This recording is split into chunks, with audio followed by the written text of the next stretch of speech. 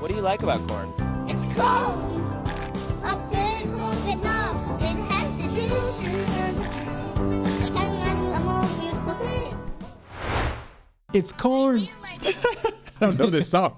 How do you not know this song? You're on social media, you don't know the song? I don't know this corn song. No. My name is Dr. Shaw. Dr. Maxfield. Welcome back to our channel, Doctorly, where we talk about all things skincare and dermatology. Today, this is our series where we talk about viral skincare products and whether or not we think that they're worth it. Today, we're talking about the La Roche-Posay Cicaplast B5 Balm, a bomb on social media. We just got demonetized. Well, you won't be watching any ads on this video. Today, we're talking about this product that has gone mega viral worldwide from La Roche-Posay. And in this video, they're making claims that it helps acne. So let's talk about all things related to this product. Here we go. Here we go.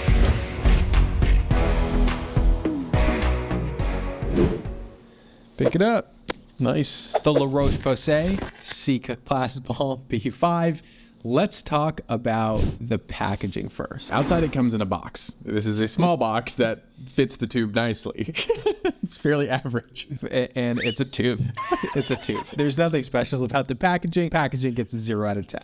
No, it's just, it functions. A functional package. So 5 out of 10, I guess. That'll be a very average package. Very average packaging. Let's talk about why did it even go viral in the first place? This one, this just won't go away. I don't know why. Like, I like it. Well, I guess spoiler, I kind of like this product, but it keeps coming back. So first is like this amazing moisturizer, and then this is like with wound healing, and then is it actually a spot treatment for acne? That seems to be a thing. And then I keep thinking we're done, and it just keeps going back. And then there was some controversy surrounding the formula because one, everyone loved it. It was viral. They used it to help their skin. And then they decided to change the formula in Europe, which everyone hates it when a company changes their formula for a product that they've always loved. But they decided to add some type of barrier repairing probiotics to them in Europe, not in the US. So the formula is unchanged in the US right now, but they do have some new ingredients in Europe that people were pretty upset. I'm going to call you out, La Roche-Posay, at this moment. I might have your attention for this 1 second time. This might be the clunkiest rollout I've ever seen because, and maybe this was deliberate, but yeah, you stage release there, but not here. Like, is it ever going to come global or US? When? I have no idea. But also you change products too much. Like, you have a lot of good products I love, and you just change them slightly and retweak. Maybe it's deliberate, but I don't like it. I think there's different regulations in Europe and the US, and because La Roche-Posay is a global brand, you get these changes that they need to make to one formula and maybe not another formula, or the distribution's different, it doesn't make it to the US. But the other thing to consider is that they also changed the names of the formulas, which is also frustrating. It is too. One of my favorite products, La Roche-Posay Lipicar AP+, which they changed the name again of that product. Right. So then when I'm recommending it to patients, they're like, it doesn't exist. And I'm like, oh. Guess it's just gone. Stop changing your product names.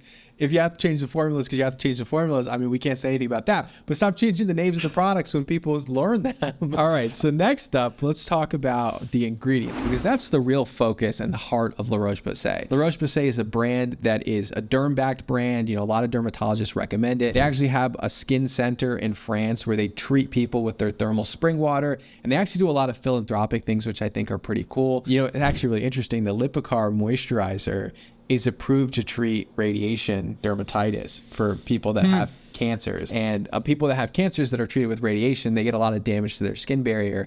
And they actually did clinical studies, which is such a small group of people to do a clinical study on. It's not a big population that's going to necessarily benefit, but it's a very important population. Let's talk about the ingredients here. So this has an active ingredient. What does that mean? An active ingredient is regulated as a drug in the United States, which means that most of your cosmetics are not regulated by the FDA. But if you see something on the top that says active ingredient, and you'll see this in your sunscreens, that means that it is regulated by the FDA. And this has an ingredient called dimethicone in it. And dimethicone is regulated as a skin protectant. So dimethicone's interesting. Actually, maybe you can even educate me on that. I don't know why it's an active ingredient. Like, why not an inactive ingredient? It's not highly functional, like a tretinoin or a sunscreen or something like that. It's often added to a product for an assisting role where dimethicone can be added to a petrolatum-based product to make it feel less greasy or thick. It also can work maybe to help the skin barrier a little bit. Some controversy in its role in occlusiveness and transepidermal water loss. I think Dr. Shrive and I have gone back and forth on that behind the scenes, but it's an emollient, helps kind of fill the space between skin cells, and it makes things more aesthetically pleasing. But it also is a silicone derivative product. Silicone, we know functionally is great for helping scars and wounds. I think that's one of the reasons why, as a skin there's like colloidal oatmeal is also regulated in the same way, is considered an active ingredient. And this gives it more, like you said, it's helpful for scars, anti-inflammatory, helps to repair the skin barrier. Dimethicone is very well studied to show that they have these types of results. Now, the next thing is that you have the vitamin B5, which is panthenol. Panthenol is a very powerful antioxidant that is also very beneficial, calming and soothing for the skin. Yeah, it's great for the skin barrier. So panthenol is a derivative of pantothenic acid that's just better absorbed and more effective in the skin itself. Now, panthenol is unique, and the mechanisms are actually really poorly understood with how this works sometimes, which is kind of frustrating for me. But one of the ways it works is through the CoA synthetase enzyme, I believe, or the CoA pathway in the involvement of the production of cholesterol and lipids for the skin barrier. So that's one of the ways it helps promote skin barrier. Also been studied in wound healing. It's really actually a very, very good supporting ingredient. I love it every time I see it. I think it's interesting that they emphasize it so heavily in this line, but it is a great supporting ingredient. And then you also have calming and soothing Centella asiatica extract, madecassoside, and they've actually changed, when you look at the European formula, they changed the madecassoside on the ingredient list to Centella extract, because it is a Centella extract and nobody knew what madecassoside was. So now you have Centella in that ingredient list, but essentially the same thing. And I like Centella. It's very good for redness, very good for inflammation, very calming and soothing. And so nice in the formula and what it's trying to accomplish in a very deliberate way, which is really important to us. Yep, let's see. Another supporting ingredients that we're just going through the list here, it has glycerin, a great humectant that also has some moisturizing properties, shea butter, which is a really nice moisturizing ingredient. Just not a lot of data on it, but it is nice in products, can be helpful. It does have silica, which actually makes sense actually in how it feels, because silica helps absorb oil. And this is definitely a moisturizer that does not leave you kind of dewy and moist and wet and buttery. Certainly does not do that. That pretty much sums it up as far as I think the main recognizable names in this product. And then what it doesn't have fragrance, it doesn't have essential oils, so very good for sensitive skin overall. That's pretty much the summary of the ingredient list, but let's kind of dive in as far as the performance of the product and what you can expect to see when you use it. Because of the ingredients, because of the focus, because of the feel and the heaviness of the product, this is really meant to be a barrier repairing type of product to me, right? So good as a moisturizer, good as barrier repair, good to calm and soothe inflammation, good for dry, cracked hands.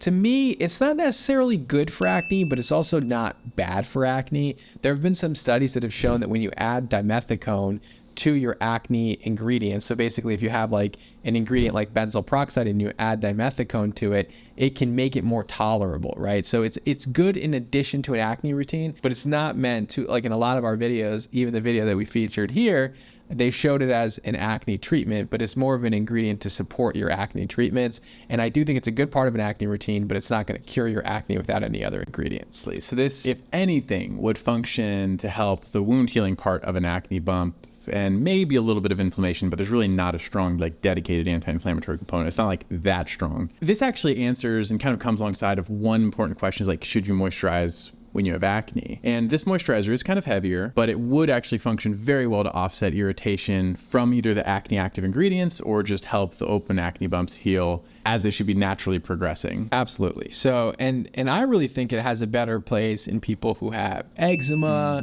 dry skin, lip lickers, dermatitis, irritation, like contact dermatitis on your hands, because of that protectant effect of the dimethicone and then the other ingredients that are calming and soothing inflammation. I really find it a nice ingredient. Even for like stretch marks, I could see it playing a role because of the Centella in it, plus the dimethicone, which is helpful for scars. So, I think it could be even a scar treatment to some extent.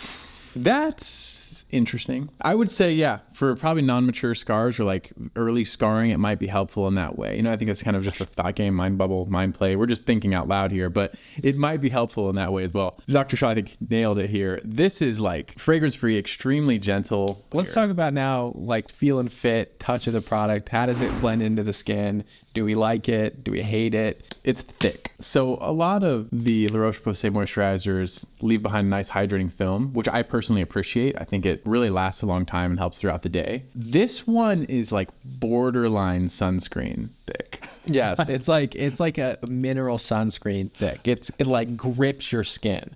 So definitely, you know, and because it's heavier, you know, it is going to be able to lock in those lipids better. It's going to be able to lock in that moisture better. It's going to be better at preventing transepidermal water loss, theoretically. But it's not like the best blending moisturizer that you've ever had in your life. I'll tell you that much. Yeah, this is very much a functional moisturizer. Like Dr. Shaw was saying, like it serves its purpose well, I think, for sensitive, irritated skin. Sensitive, irritated, dry skin, especially here in the winter, perfect. I think this is amazing. And it does blend. Like it does eventually blend out, but it is not your lightweight moisturizer. You know what? I think you could use this to slug. So you think that this is heavy enough to be your last slug step? I think it is. That's I mean, it's not as effective because we prefer petrolatum based products to slug because it's the most effective occlusive moisturizer. But I think if someone wanted something a little bit more lightweight, a reasonable slugging step. I agree. Okay, so then the last piece of this is let's compare it to another moisturizer from La Roche-Posay, which is their Lipicar AP Plus, and I'm gonna go grab it. Yeah, this is one of my favorites of all time for the winter. Another one of our favorites, which is the Lipicar AP Plus Balm moisturizing cream, no longer called that, even though this is not finished yet. They've decided to change the name and call it the Triple Moisturizing Cream. Is that what it's called now? I'm pretty sure, yeah. But this, again, is I'm going to use it on a different part of my arm just so that we can compare them side by side. Mm-hmm. And this one has actually grown on me more and more each winter season.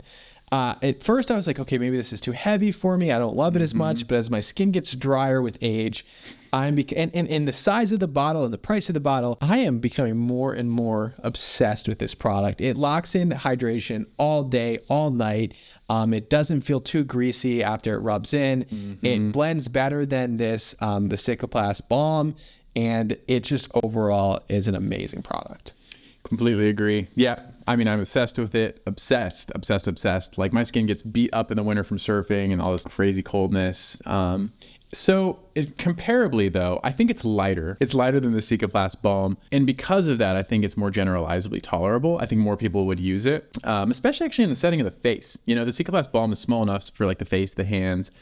But I think this triple moisturizing cream or whatever it is now actually functions well for the same person. And I think they're different products, but if you're looking for more of a consistent moisturizer that you'd want to use for kind of all skin types or drier skin, I would go with the triple moisturizing cream. But if you're looking for something that to kind of more, not spot treat, but like very targeted treat your dermatitis, any like contact dermatitis, irritant dermatitis, eczema, even to kind of heal acne bumps afterwards as a skin protectant, I do like the Cicaplast Balm as a treatment for that. I think it fits its dedicated purpose well. So if you go to their website, nowhere on there does it say it treats acne, right? This is a thick moisturizer for sensitive, dry, irritated skin, and it fits that perfectly. So I'm all on board with that. I think as far as like how it's grown on social media, it doesn't quite fit where it's taken off to. But I think overall the product is very good as far as grades. It's like a solid, like omnivorous mammal. It's very good and functional with a lot of good roles. So the last thing we have to talk about is the price, and this falls in at $15, which is very reasonable for what it performs, the ingredients, the thoughtfulness.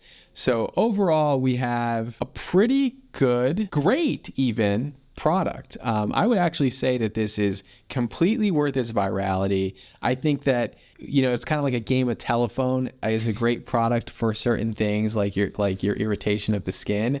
And then it started to like, the problem is that people don't know why other people are using it and then they use it for everything.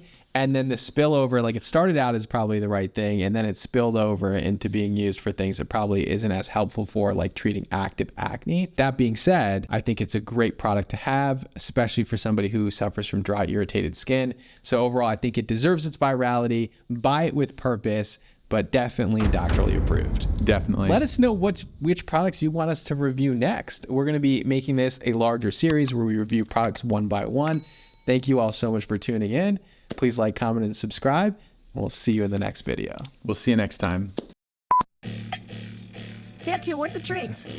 I don't even pickles. I won't see, but yeah. It's corn.